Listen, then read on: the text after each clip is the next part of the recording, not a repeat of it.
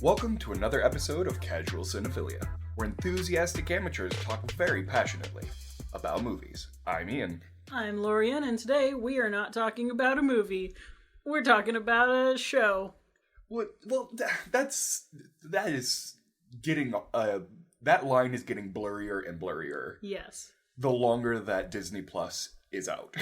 Today we're talking about the Book of Boba Fett. The Book of Boba Fett. We will be spoiling the whole series and possibly every other Star Wars property. Yes. Fair warning. And it's so strange.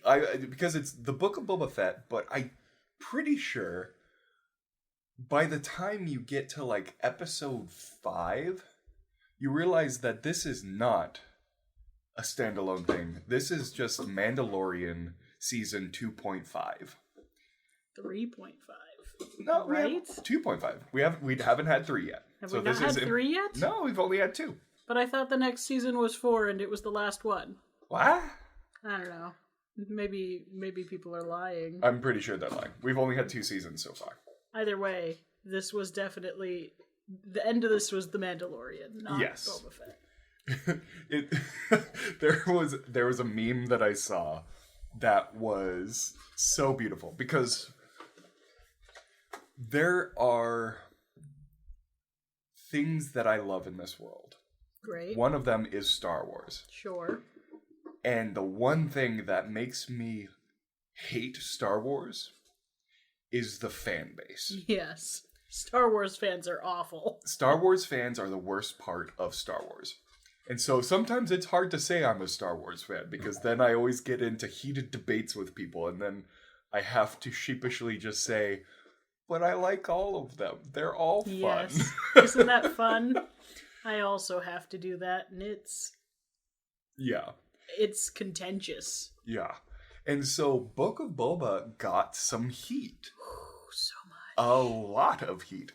Of people saying that Jon Favreau and Dave Filoni did Boba Fett dirty.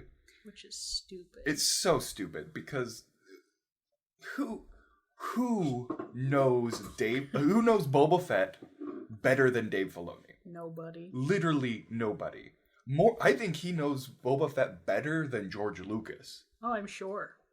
And I believe it. I think episodes 5 and 6 were a preemptive answer to everyone, all those people's bitching and moaning, because that's what Boba Fett is, in that he's in it for 10 seconds, says one line, and looks cool. Sure. Because that's what Boba Fett is in the original trilogy. Mm-hmm. That is all that he is. Yes. And this show gave him soul. It gave him a story that I loved, and I am so frustrated with Star Wars fans that are saying this was a disservice because this was the best thing Boba Fett fans could have ever gotten. Have you I'm heated now. Gosh, I'm sorry. Watched Boba Fett's first appearance? The Star Wars holiday special? Yes, because you have forced me to watch it. I'm just making sure. Because I really appreciated that they brought back his love for writing on large reptiles. Right? It's so good. The line where he's just like, I want to write it. It's like, yeah, you do. I will say, Book of Boba Fett is objectively worse than Mandalorian seasons 1 and 2. I think. Okay. But anyone saying that this show is bad is a heart full of anger and rage nerd that doesn't understand what these shows actually are. Because full of malice and toner. That's how I described the printer at work earlier, and it seems to apply here too. I like it. Their hearts are full of malice and toner. But yeah, every episode felt like Dave Filoni, Jon Favreau, and Robert Rodriguez sitting down and playing with their action figures and telling the most badass nerd fantastic story that they could possibly do in 7 episodes. Yeah. You know, and I enjoyed it. I thought they did a great job. It was fun to see Cad Bane. Oh my God, yes it was. I've been behind on my TV since starting a normal human job where I can't watch TV all the time. Mm-hmm. And I had been keeping up, but waiting till Tuesday to watch the previous week's episode. And right, yeah. I woke up a few Wednesdays ago just to a text from my brother that said, "What the Cad Bane?" And I was like, must watch immediately. Sat down before work. Cad Bane is one of those characters that is just the epitome of the space western side of Star Wars. Mm-hmm. And I'm so glad that they put him into The Mandalorian. It makes sense in this particular part of the world. It does. And the scene where he is in a standoff with the sheriff, Cobb Vanth. I was so nervous the entire time. And then just to have it end with Cad Bane demolishing both him and his deputy. Yep. Oh! Oh my God! The one thing I will say, this series was rated higher than The Mandalorian is. This is TV 14 or something. Yes. And I think it's a little underhanded for them to have done that, because this will be required viewing for Mandalorian next season. Definitely. I work around happy children now, so I get to hear about things they like. And one of the kids was talking about I really love Star Wars. I'm not allowed to watch Boba Fett though because it's too graphic, my parents say. But I like The Mandalorian a lot, and I'm excited to watch that when it comes back. And I'm like, well, that's sort of shitty for that kid who's I'm sure they'll do a recap and they'll catch you up, but the thing is it's not more graphic than The Mandalorian. Really. Yeah. I think it does deal with darker issues. Yeah. Like drug trafficking and, it's hinted at, but, what was her, Garza Whip's place? Yeah. Gambling, alcohol, and it's very lightly hinted at prostitution. Sure. She's it's lightly implied. She is definitely a madame, so it's lightly implied. But, there's definitely darker tones, especially with the drug trafficking in it. But the whole plot of the story is him wanting to shut down the drug trafficking. Right. It's the new sheriff coming into town. Yeah, but it is kind of shitty for parents who were like, okay, The Mandalorian will just squeak by what I'll allow my kid to watch, and then the kid falls in love with it, but then they can't watch the whole story because the next series is too mature.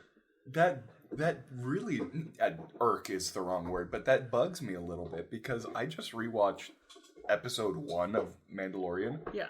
In the first 5 minutes, a dude gets chopped in half by a door. Quiet. Oh my gosh, she's just going to town on a bone on the chair that's echoing. Oh well. Yep. Maya's here with us, guys. But yeah, Mandalorian gets very dark. Yeah. But I guess I could see why it would be rated darker. Rated darker, oh my gosh. It's been a long day. Yeah. Been a long day. But I can see why it gets a harder rating. Sure. Because of the darker tones. But still, that kind of sucks because this is recommended viewing. No, not recommended. Required viewing. Yeah. For the Mandalorian storyline. Because episodes, 6 and 7 are Mandalorian story. And... No, 5 and 6 are his story. 7 brings it all together. Essentially, his and Boba Fett's story tying up. Yeah. Tying up their loose ends of this series. Yeah. But also tying up the Baby Yoda arc. Yeah. From like season 2. Yeah. Like yeah. they're the two main characters of that show are in a different position now than they were at the end of their own show. Could you imagine the kid coming back to like season 3? Yeah. He's like, where'd the ship come from? Right, exactly. Yeah. There's so much that has changed for that show in this one. To have them be a different rating is kind of a bummer. I did really enjoy it. Yeah. So for me, it doesn't matter at all. No, yeah. I'm an adult and I watch whatever I want. But for like a 7-year-old who's like barely been allowed at the big kid Mandalorian watching table, Yeah. it's kind of a bummer. That's true. That is true. Ugh, man. This show was just cool. It was cool. Like, every episode had something in it where Rachel and I, because we ritually watched it, Sure. the show every Wednesday. But every episode had something, at least one thing where Rachel and I both went, whoa, Yeah. you know, like Yeah. it was just so cool. And I'm just gonna put it out there. Favorite new character added, Black Chrysanthemum. Santo is probably my new favorite Wookiee. Ooh. Like, he's from the comics. Yes. And the fact that Favreau and Filoni were like, You know who we should add? let's throw him in there and have him team up with Boba Fett. Like, Chrysanthemum is one of the most badass Wookiees of all time. Sure. And like, they designed the character right, and I really hope we see him do this, because if you look at his design, over his left eye is a cut, a scar over Sure. it. That was given to him in the comics by Obi-Wan Kenobi. And The next what series show to come is out? coming out here in like 3 months? Yes. Interesting. I'm just saying, we might see Black Chrysanthemum again. Sure. And I would not be upset about it whatsoever. I don't know. And here's the thing, we could see Cad Bane again. Yeah. Because he showed up in Bad Batch season 1. So he's probably going to show up again in the next season of Bad Batch, which takes Sure. place between 3 and 4. I'm not sure if I ever finished watching that one. Really? Oh, you should. Bad Should. Batch. Bad It came Batch out at a weird time for me. Yeah. Bad Batch is way better than it has any right to be. Because it's essentially season 8 of Clone Wars. Right. It literally picks off. I know I watched at least most of it, but I can't remember if I finished watching Yeah, I think it. Cad Bane's only in the last, like, two episodes, maybe. I can't remember. One or two. Which seems to be a pattern for him. Sure. Spoiler alert, he survives those Maya. episodes, though. You're a sneaky little pup. But yeah, so there's that. And then we've got, the Obi-Wan show, which is set, 10 years after episode 3.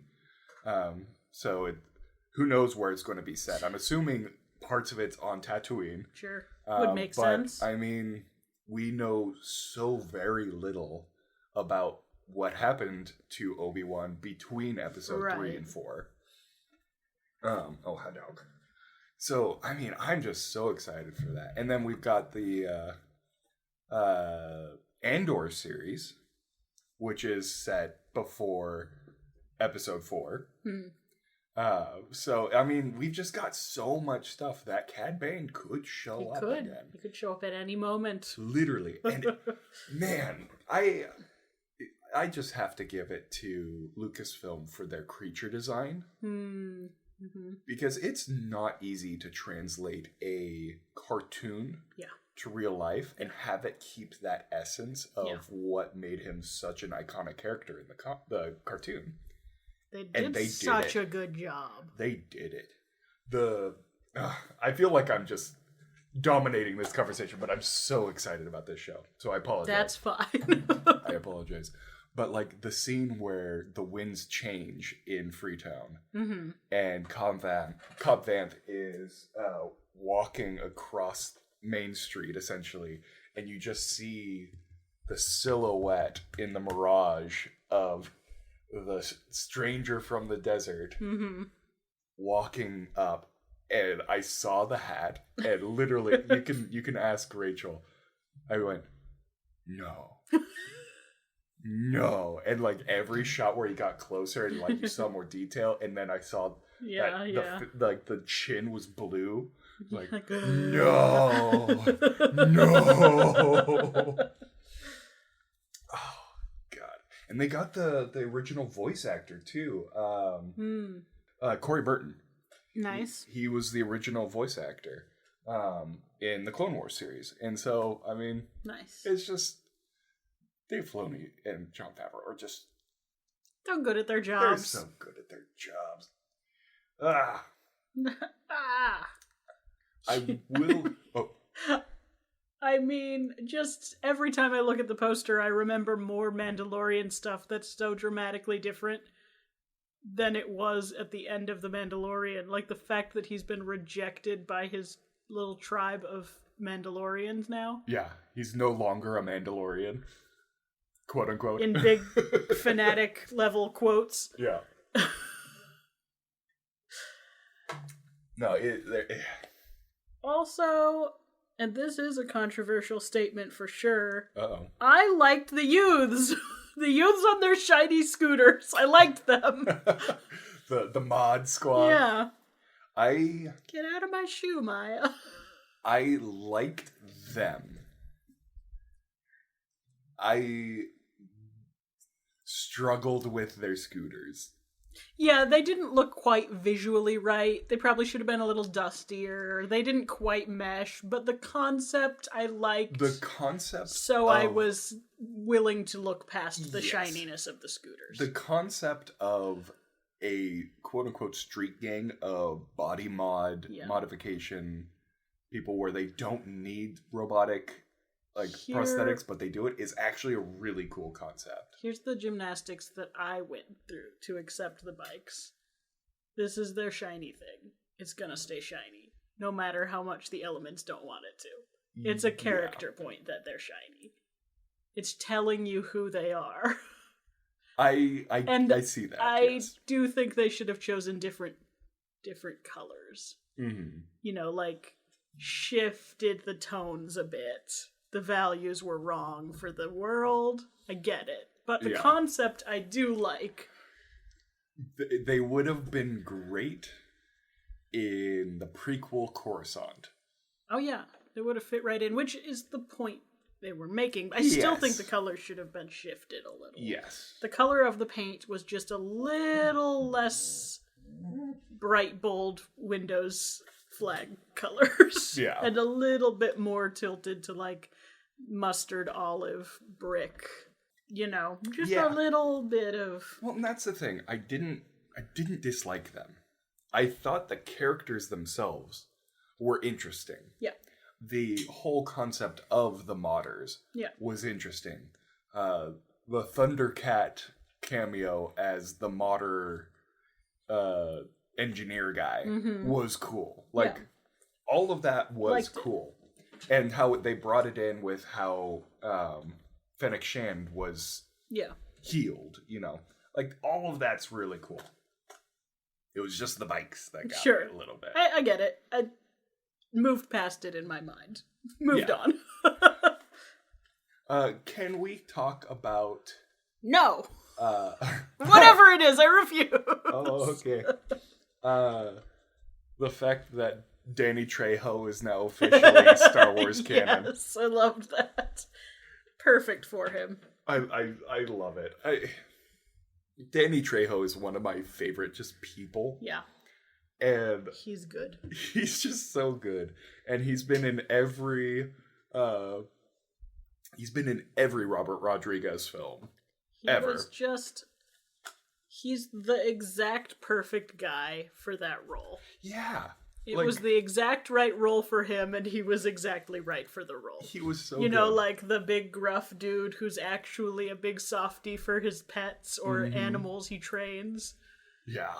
And the animal he trains happens to be Rancors, sure. But he's practically referring to it as a puppy. Yeah.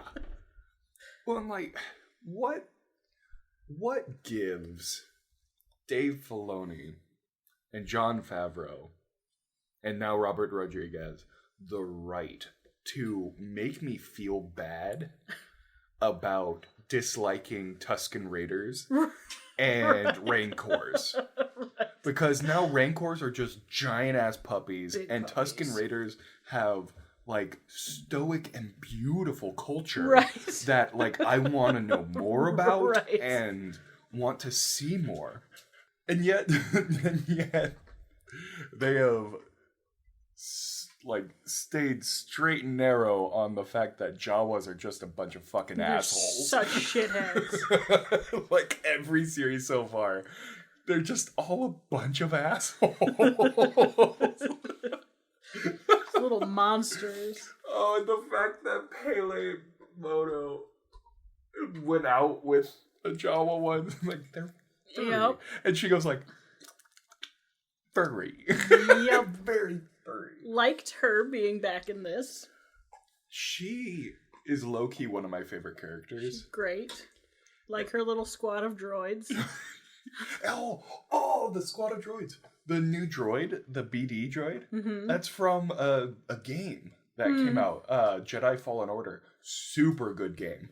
Nice. But they designed a robot for that game called the character's named BD-1. Sure. And essentially he latches onto his back and is a backpack that then, so there's no HUD in the game. Right. And so BD-1 is your HUD. So if you need to check your inventory, he pops up over your shoulder and projects a hologram. Nice. Or if you need a map, he does like all that.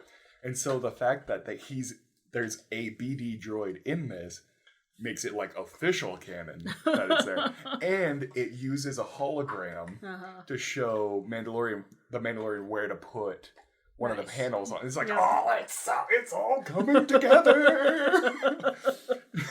It's all neatly tying up the world. It's so good. It was a good series. It's a great I liked series. it. I had a good time.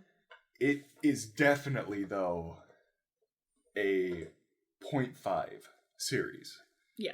This is the Mandalorian season whatever, 0.5. Yeah, 2.5 or whatever. And all it's really succeeded at doing, truly, was getting me super hyped for the next Star Wars series to come out. Sure. I do really appreciate what they did with Boba Fett, giving him this sort of, outcast to honorable arc, kind of presenting a rehabilitation path for the Star Wars characters that have been kind of iffy characters, the bounty hunters, the pirates, all of the smugglers, that kind of thing. Yeah. That's interesting. Yeah. I'm intrigued by that. Well, and it kind of falls into the old school. All of the Mandalorian shows have been pulling this, but, George Lucas was heavily influenced by Akira Kurosawa. Sure. Lone Wolf and Cub, which is a huge influence for the Mandalorian. Sure. I'm going to go back into my rant about nerds. But the people that are saying this was out of line for Boba Fett obviously have not seen Clone Wars. Because I felt like this was a perfect continuation of his arc through that show. Sure. And I don't know. It all made sense to me. There was never a moment where it's like, Boba Fett wouldn't do that. Like, no, right. That is exactly what he would do. I don't know. I enjoyed every minute of this. I really liked how they pulled so much. Like, they allowed so much like Maori Yes. disposition in Boba Fett's both fighting and expressions through Tamara Morrison, who is in fact Maori. Because there's such a distinct Maori vibe. Yeah. Like the expressions while he's fighting, specifically with the like the face, the big eyes, and the tongue thing. I don't think he ever did the full but you know, like he does the grimace. He doesn't jet the tongue, but he does the grimace. They did not make him fight like a traditional Hollywood fighter. They allowed him to put his own flair on his action. An article I did read about that, and I thought it was so beautiful. The stunt woman who plays the get out of there. Who plays the Tusken Raider who teaches him how to fight with a gaffy stick. He taught her how to fight in the Maori Polynesian way that he was taught as a child. And so he taught her so that in the show she could teach him how to fight like a Maori warrior. And it's just like, that's so stinking cool. And now it's canon that Tusken Raiders fight like Maori warriors and do hakas around a bonfire. Yeah. It's like, oh, that's so fucking cool. Puppy! Sorry, I'm getting tackled by a dog. The puppy needs attention or she will disrupt the whole podcast further. She needs so much attention. Okay, go. Go to your bone. Get your bone. Don't give me that. Oh, you're so stinking cute. Get your bone. I don't got it. Oh, it's right there. She doesn't care. Fine. I'll give him a pity. But yeah, the fact that the Tusken Raiders are now canonically Maori influenced is so stinking cool. The final episode of season 2 of Mandalorian was an emotional roller coaster. Ending with our little baby Grogu getting taken away by a uncanny valley. I didn't think it was that bad. Luke Skywalker. I thought it was pretty good. It was good. Sure.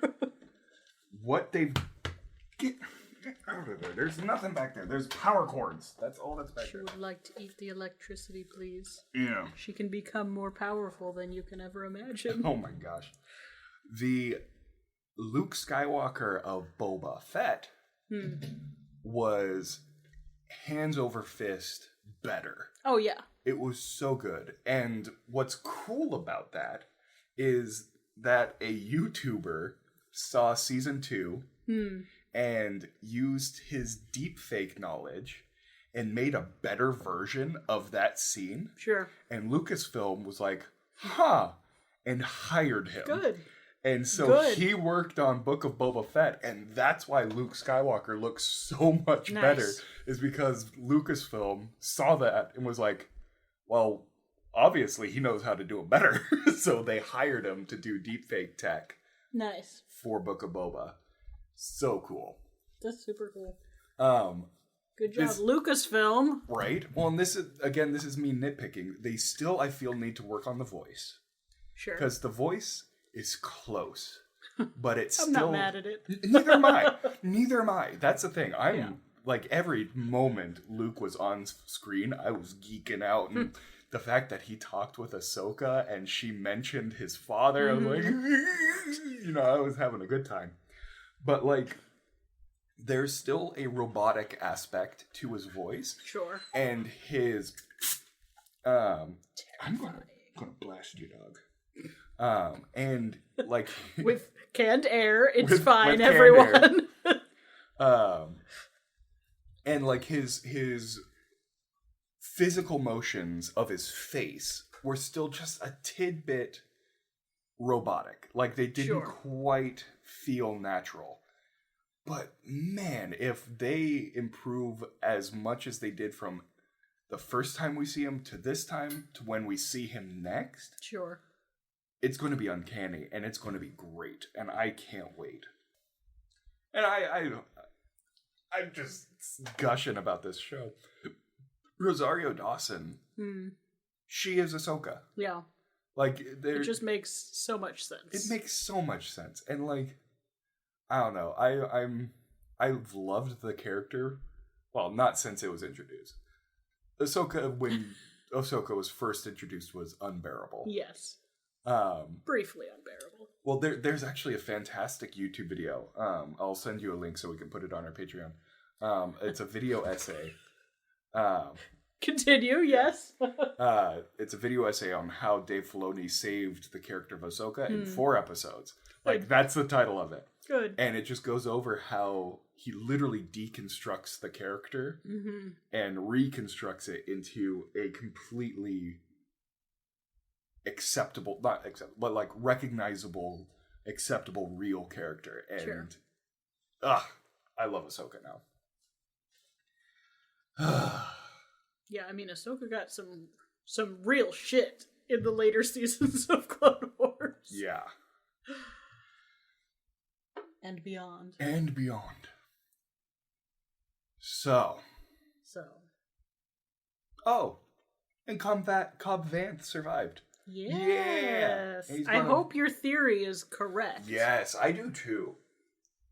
So my theory is, there was some controversy with Gina Carano. And Disney does not like controversy. Indeed, they do not. And so there was a subplot in season 2 where her character, Cara Dune, was essentially hired on as a New Republic, I think a Pathfinder or something like that, or a Ranger. I'm not entirely sure what the ground forces versus the air forces, but essentially the space cops of Star Wars right now are called Rangers. That's what those guys in the X-Wings are. Sure. And so there's a new show coming out called Rangers of the New Republic. And I think originally Cara Dune was supposed to be at the helm. I have a feeling with all of that drama, and the fact that they're making a big deal about Cobb Vanth being healed and getting prosthetic enhancements and stuff like that, I would be so happy and 100% on board if they then put Timothy Oliphant? I don't know. In the lead for that show. I want more of Timothy Oliphant. Yeah. I loved that character. I want more. Yeah. So good. Cobb Vanth is such a great character. And I want more. And I want more Timothy Oliphant. He's such a good actor. He's got such a Western swagger. And it's just like, it's so good. There was another show he was in that's 100% different. I can't remember what it was called. Well, he was in, was it Deadwood? I remember what it was called. Yeah, but it was show I watched. Gotcha. Well, he plays a cowboy, I think, in Deadwood, and he was great in that. You going through his IMDb? Yeah. The Santa Clarita Diet. Did you ever watch that? It's just a silly little Netflix show. Isn't that the one where they're like a zombie or something like that? Yes. It's the one with Drew Barrymore is his wife and she becomes a zombie. I don't think I've ever watched it, but I've heard good things about it. He is in it. He's delightful. It's so different a vibe, of course. Mm-hmm. Because it's like a lighthearted, stupid zombie comedy. But it's worth checking out if you like him. All right. And it's also over, so there's no more seasons coming out to wait on. So you can I can actually watch it. Watch it. Yeah. Of course it didn't end, it just stopped, which is stupid. I kind of want to end on my number one favorite character. Number one favorite. In this show. Yes. Was it the mayor's Major Domo, Mm-hmm. 100%. Wow. Because my hatred for him grew every scene. He was an incredibly predictable, delightfully predictable character who thought he was a very sly. Might I suggest a new diplomatic thing that I could give you an offer? It's like, what do you think they'll give for the Twilight? Is it, you're right. I have overstepped my standing. I will step back. I should not have said anything. You like him because you play him in D&D every time. He is just your D&D character in Boba Fett. If we ever get a Star Wars game rolling, that is my character. I am going to be just the greasiest Twi'lek I possibly can. So good. One final note for me, at least. God, I have so many final notes. Good. One final note. The scene where in the last episode, where Mando is reunited with Grogu. Mm-hmm. One, my heart melted when Grogu jumped into his arms. Oh my god, that was so stinking cute. But two, when the droid that was pulling them collapses and launches them forward, and Mando grabs Grogu and saves him, and Pelemoto just slams into the ground. Right. And the fact that she pulls herself up, spits out a tooth, gets up and starts shooting. She's so badass. Yes. Such a badass character. Literally, she just spits out a tooth. And for the rest of the episode, there's a gap. Yep. It's like, what a badass. Such a good I show. appreciated the King Kong moment as well. Yeah. And just to go into the note of Rancors are just big puppies, when, Grogu Force makes it go to sleep. Which I think is the first time we've seen Grogu use the Force in a positive light. Everything else he's done has been an aggressive move. In the first season, he heals the one guy. Yeah, he heals Carl Weathers' character. Yeah, I can't think of the character name either. It has a name. Yep, Carl Weathers. Grogu heals Carl Weathers. But other than that, it's definitely a rare display of... Like, no joke, Grogu's definitely, at least in his power skills, native gray to tendencies. Dark side. I love when he helps out Mando by pulling the bolt, and there's so much force behind it, it launches Grogu back. Oh, it's so good. But yeah, I think that is, other than the healing, that's the only other, light side. Yeah. Everything else has been super gray and or dark. Yes. Like attempted murder. And or successful murder. There's that as well. Oh, man. I'm so excited for the next Star Wars thing. Me too. Which we don't have to wait long. It's like May? May 25th, I believe, was officially announced for Obi-Wan. 25th. Which is bringing back Ewen McGregor as Obi-Wan and Hayden Christensen as Vader. Terrifying. Yes. No, they're going all out.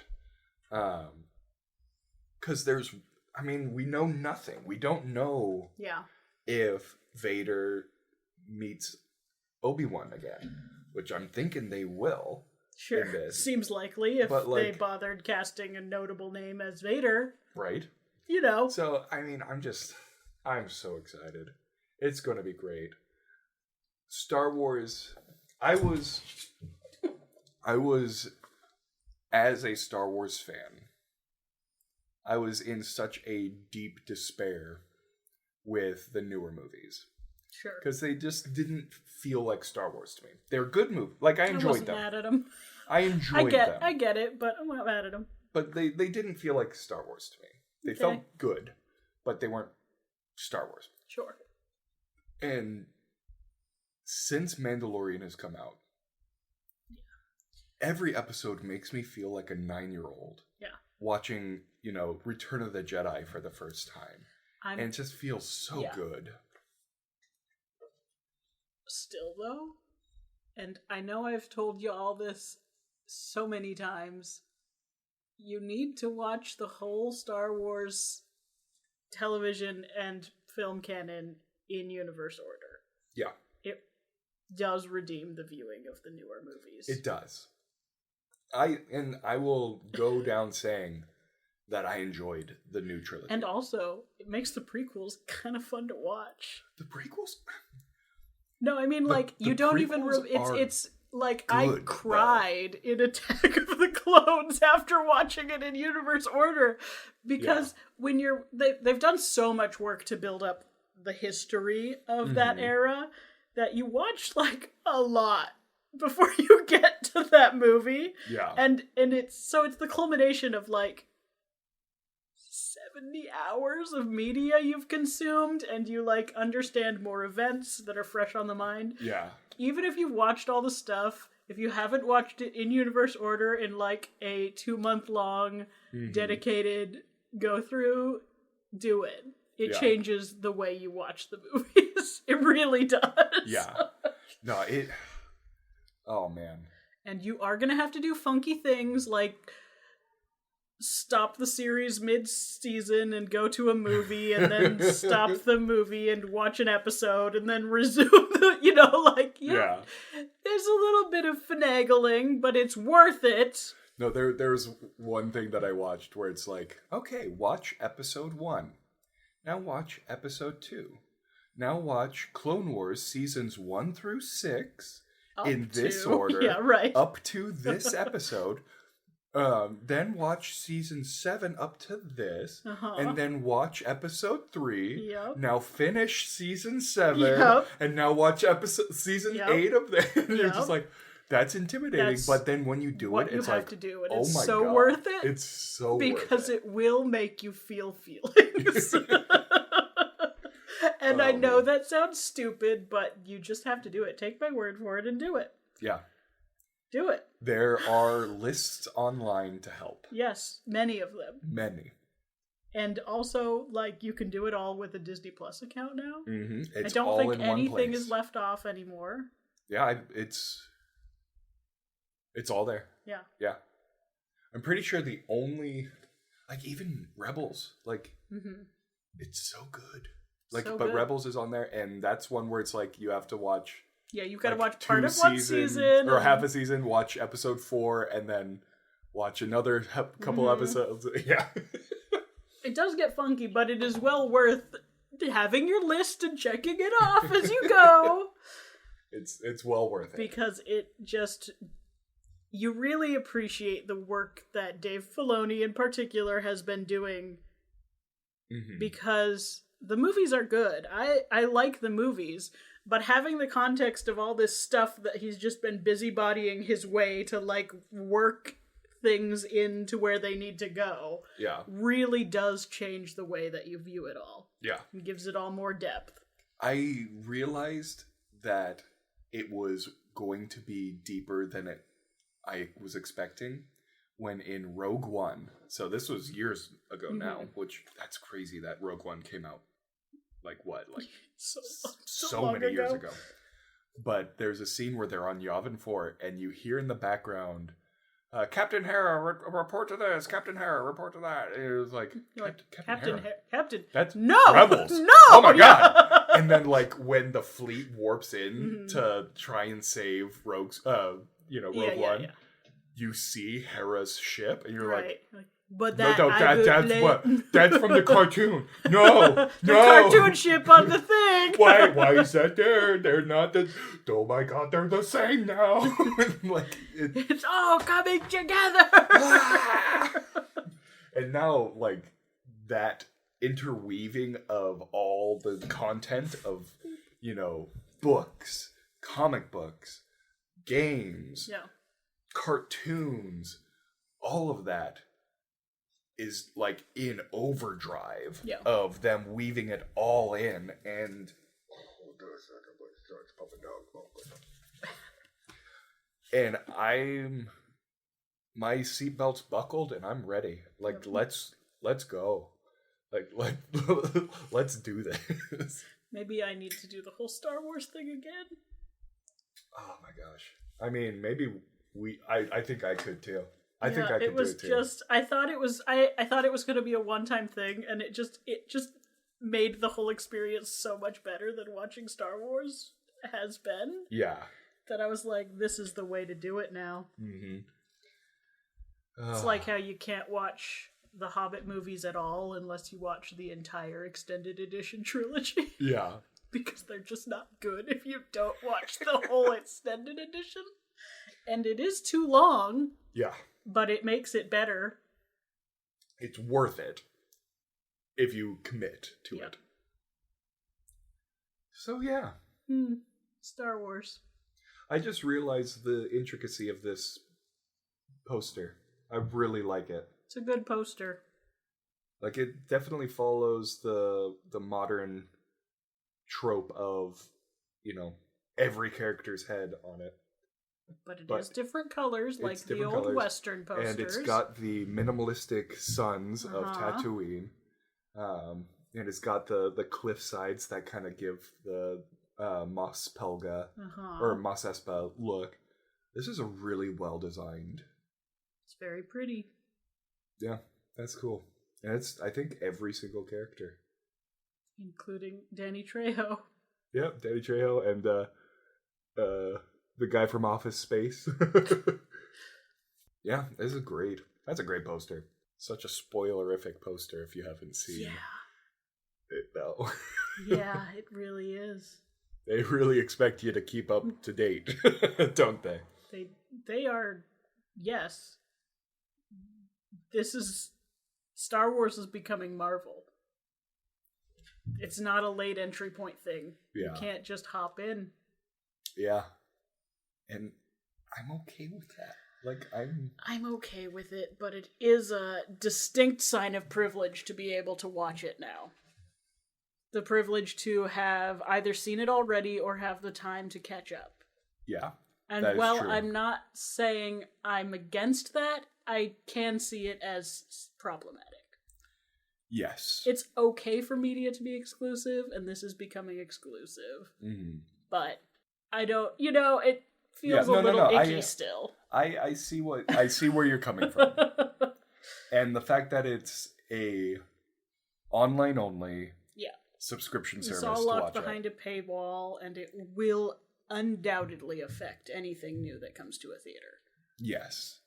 Well, and I think it's rough because it also hits behind a paywall, and it's hundreds of hours. Yeah. So even if you have the financial investment available, if you don't have the time investment available, but it's also regional. Rough. Yes, things. That's like, true. My parents live up in the boonies. Mm-hmm. They can't stream. Right. Their internet isn't good enough to stream, and so, hopefully Disney's not listening, but I've had to record some of the things that are on, like the Get Back, the documentary on the Beatles. Mm. My dad is a huge Beatles fan, and he would literally subscribe to Disney Plus just to watch that. Yeah.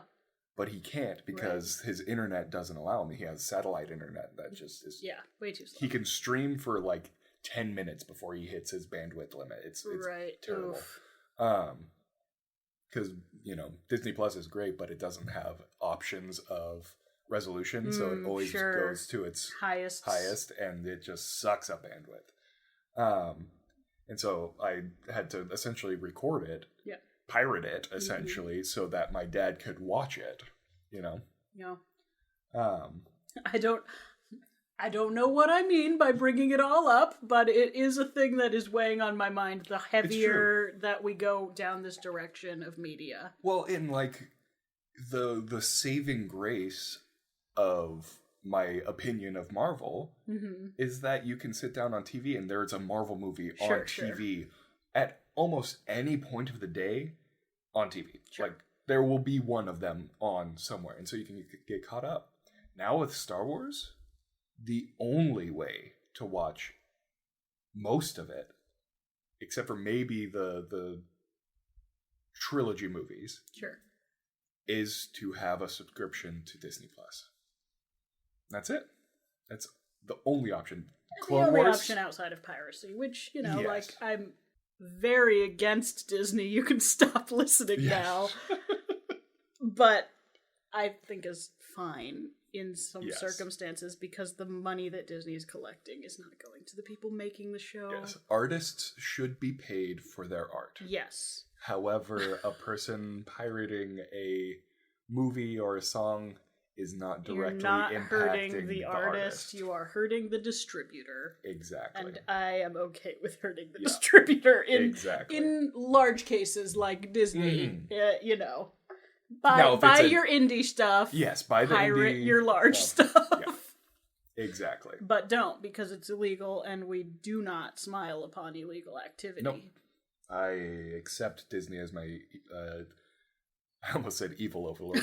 I mean, positive, happy, good fun time overlord. Good fun time overlord.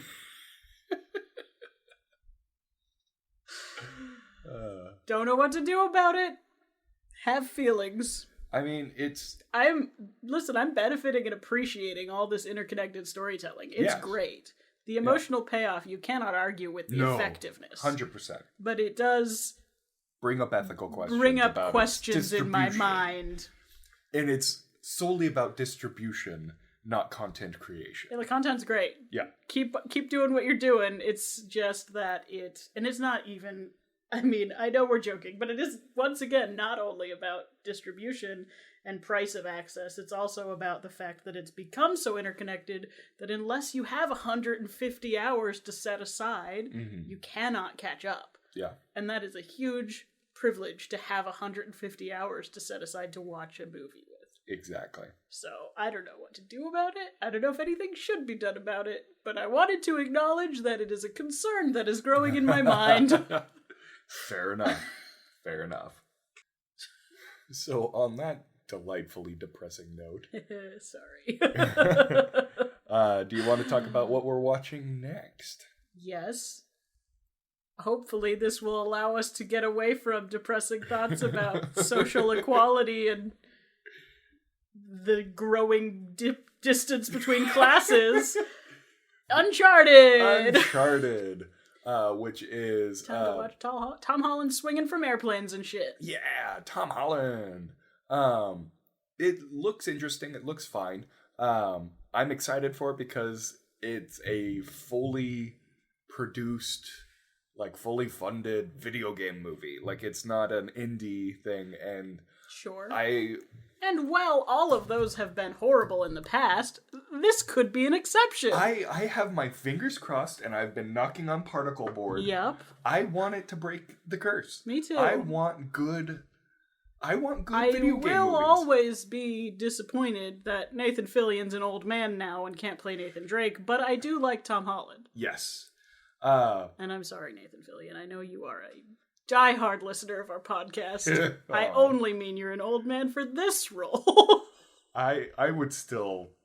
I would watch it. I would prefer it, frankly, but I get what they're going for. Yes. And I will accept the alternate of Tom Holland.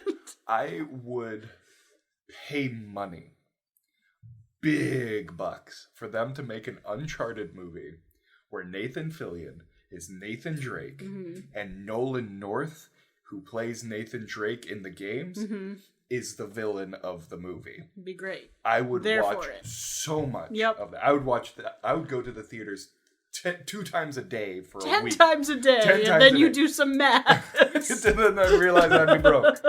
But that would be amazing. But what we got was Tom Holland and Mark Wahlberg. Yep, Marky Mark's gonna be fun. It's probably. I'm thinking it's gonna be fun. Yeah, I'm looking forward to it. Yeah, it's the first movie I've been looking forward to yet this year. Yep, let's go. Woo-hoo.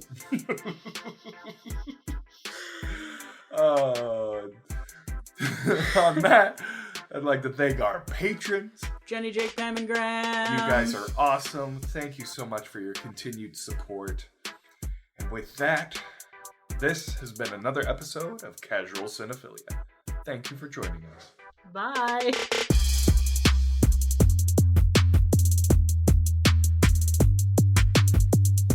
Music by Kevin MacLeod, Quirky Dog, and Vicious. Licensed under the Creative Commons by Attribution 3.0. You can find his music at incompetech.com.